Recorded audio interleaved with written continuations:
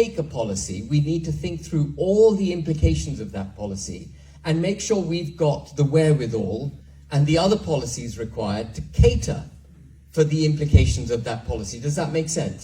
Yeah. So, for example, we are going to take Northern Ireland back into the United Kingdom, and that will irritate the EU. And so I know that an advanced UK government at day one is going to be at loggerheads with the European Union.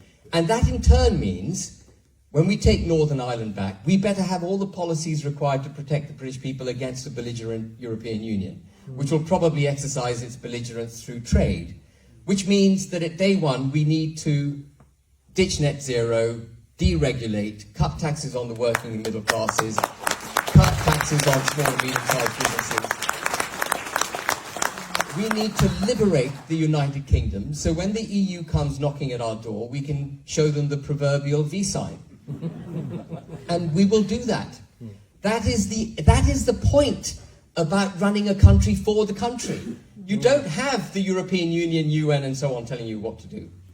So when we do our policy, when we launch our manifesto, we will have a coherent, holistic approach to restoring our country, taking it back to being a proud, independent, and prosperous United Kingdom in the whole. And in order to make our lives easy, and in order for the British people to know precisely what we're going to do, because I do not buy into the politics of, trust me, I know what I'm saying at the moment doesn't make sense to you, but trust me, when I get into office, I'll do all the right things. That is bullshit. If you can't tell the truth now, you're certainly not going to do it when you become Prime Minister. So we are going to take our policies and we are going to turn the vast majority of them into draft legislation even before we win the election.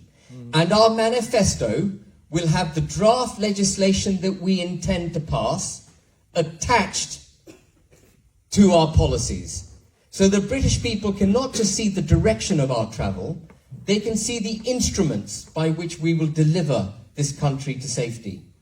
And there's a massive advantage in doing that.